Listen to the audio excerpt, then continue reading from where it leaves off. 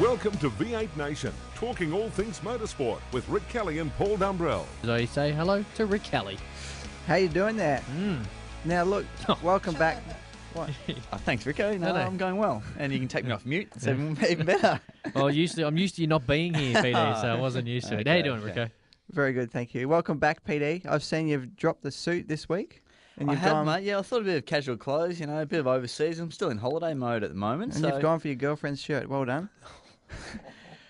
Thanks, mate. no. Showing a bit of chest. I'll see everyone on YouTube. It's just Next week you'll be wearing a chest. V-neck. Make sure you do check us out on YouTube as well, V8 Nation. You can see exactly what Rico's talking about. So Rico has waited all week to put that terrible joke in, so we'll forget him, Rico. But I want to say to you, now you're in the studio, you're retired. Any regrets yet? Haven't gone to a race meeting Of yet, course. so I reckon this weekend's going to be the big test. Where everyone's listening to the show this week. We'll be there at Queensland. So I don't know. It's going to be. I think the next couple of races is really going to hit home. Not going to some tracks again. Like, it won't go to Queensland Raceway, which, to be honest, is probably good or a bad thing. But it's going to be tough. Obviously, just seeing all the guys. I haven't actually been to the team since I've made the announcement. So it's just seeing all the guys and going through the emotions of everyone saying, well done, you're making the announcement, et cetera, et cetera. So, hey, ask me next week, and I'll probably say I absolutely regret it, and I'm going to make my John Farnham comeback tour number 3. And might come back. No, definitely not. It is an exciting time as well. Like you said, full-time racing from next year on will be a thing of the past for you. But jumping into, just the enduros can be tough because you only do 2 races, but a massive opportunity. You can talk to different teams about doing it. And like I say, still the best results for your career could still be to come. A Phillip Island win and a Bathurst champion is definitely, I think, on the cards if you make the right decision and come with us to drive at enduros. Well, Rico, I'm still waiting for the contract in the mail. That nice 6-figure contract. You did promise me it was in the mail. So I give you 6 vanilla slices.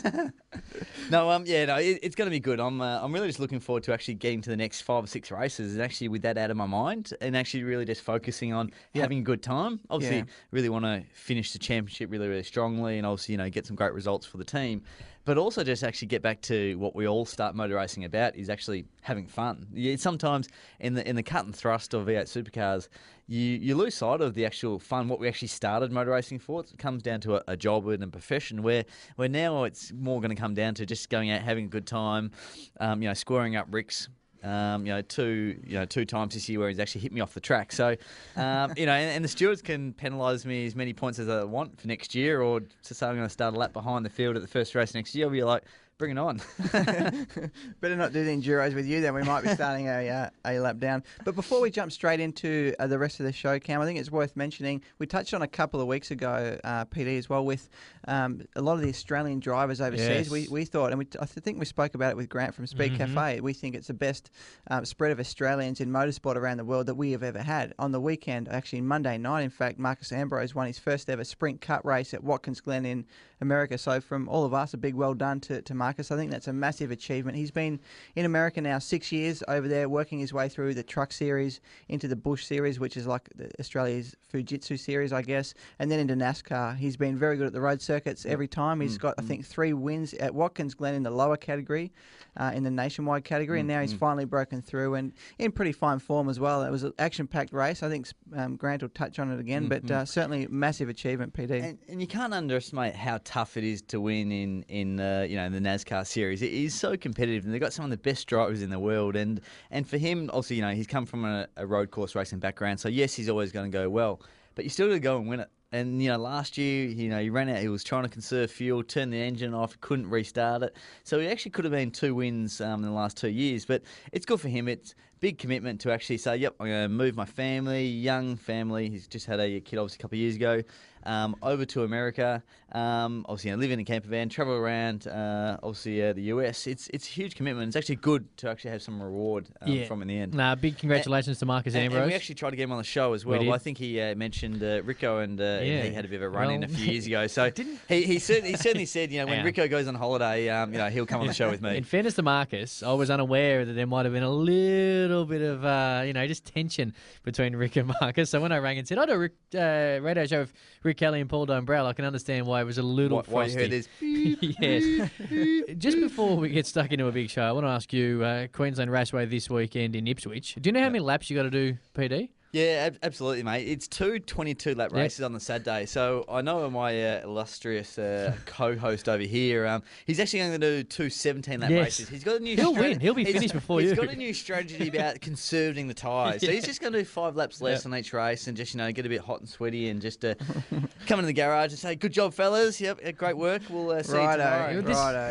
This is off the back of a tweet at V8 Nation. Somebody asked Rick if he actually knows how many laps he has to drive due to the fact that last week on this very program you mentioned you had two 17 Exactly. I do lap need to races. apologise for that. I come on over the last 2 weeks and pretended to know all about this new format at Queensland Raceway and got the amount of laps wrong. That will teach me for listening to someone and what they said. But it is going to be a different format, something that we are looking forward to. And I'm still trying to work out how to complete my 22 laps in 17. If I can do that, I think I've got you guys covered. Oh, totally agree. Want to ask you too, I'm not quite sure when Rico sends you the email, PD, talking about what's going to be on the show. He mentioned iRacing. Yep. You and I don't really know a great deal about it, but this is Rico's baby, so this could be very funny. What do you got for us, Rico? What's iRacing? I put that in there, and I think I said, let's look into this a little further. No. Look, it's definitely not something that I'm into, but a lot of actual professional race car drivers, and NASCAR drivers, Australian guys, are spending a lot of time on the net racing each other in what they call iRacing. Obviously, PlayStation and Nintendo 64, Xbox 360. A lot of those computer games have got big games like Forza and all those sorts of things, which have entertained people in the past for fun. But I think this is a much more serious than that. I think it really relates to the actual data from the race cars and is actually something that they're using to learn tracks and so on. So a lot of the guys, my co-driver Owen Kelly gets involved with it. I think actually Will Davison's cousin racing in America, he does a lot of it. Yep. And Shane Van Gisbergen. This is like a worldwide series, and I think I actually read, it was quite funny, I actually read a race report from a computer game a couple of days ago, and Shane, I think, qualified pole or maybe won the race or something like that. So, it's quite incredible, really, that now we've actually got a worldwide racing series and we're actually reading press releases about a computer game. iRacing.com is the website. Now, we're going to open it up right now. If somebody out there knows a lot more about it than, well, we do, I'd love for you to email us, v8nation@crocmedia.com, and we'll get you on the show next week and you can explain to us what iRacing is. So an opportunity for you to be involved in the show. So iRacing.com is it, and there's over 25,000 members worldwide, and it looks fairly full on, Rico. Do you think we're too old, PD? Is that why we don't know about this? Well, certainly I think you are a bit too old, but I'm going to have a look at it and actually get on it, it's obviously really show my young roots.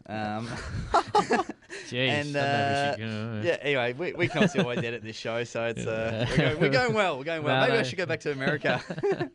PD, very, very interesting. It's been an interesting start. But look, just talking on the different format this weekend in Ipswich, it is a little bit different because it's going to be like you've got a half time in a football match, and isn't it? It's quite funny. I actually read a press release today from Russell Ingall saying that all drivers are going to have to use their heads in these two races. I thought that was quite ironic from Russell Ingall, who's the enforcer. No. Who he's the man to actually turn someone around or square someone up, So as you can see, I've actually got 5 races to go, so I'm just going to get as many, nudges or low uppercuts into to get everyone back. Let's serious talk though. Is he a chance? I'm talking right now of P. Dumbrell to be a part of your racing team next year in any part, Rico.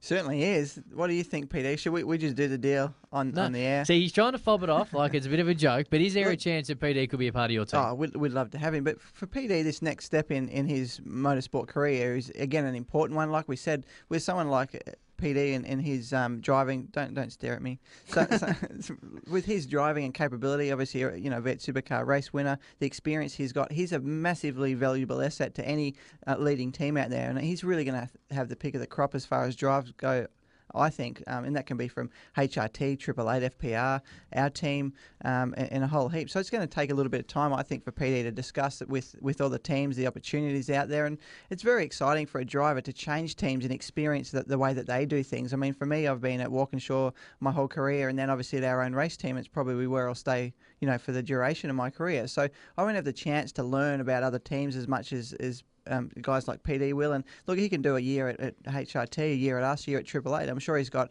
many years in front of him as far as the Enduros go. And it is really exciting to learn new people, learn new drivers and new ways of doing it. Look, Mark Skaife's probably not going to do the Enduros next year. Who knows? I think he's got a decision to make down the path. PD could be driving with Craig Lowndes at Bathurst, and who's won it for, 4 out of the last 5 rounds or something incredible like that. So he's got so many opportunities out there that, I guess it's going to take a little bit, PD, to go through them all and work out what's going to be the most fun, I suppose. Yeah, absolutely. And I guess that's a good point of where I'm at now.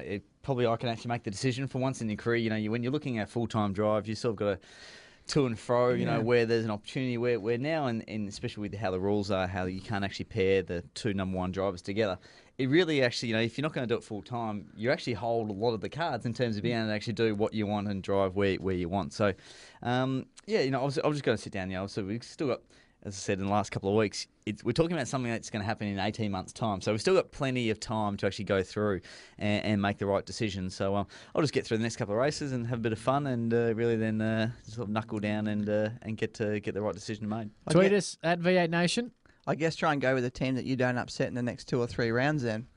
Yeah, no, I actually probably need to do a deal with someone, so then we actually be a bit buddy on track. So you tweet us at V8 Nation, or you can email us v8nation@crocmedia.com. This is V8 Nation with Rick Kelly and Paul Dumbrell.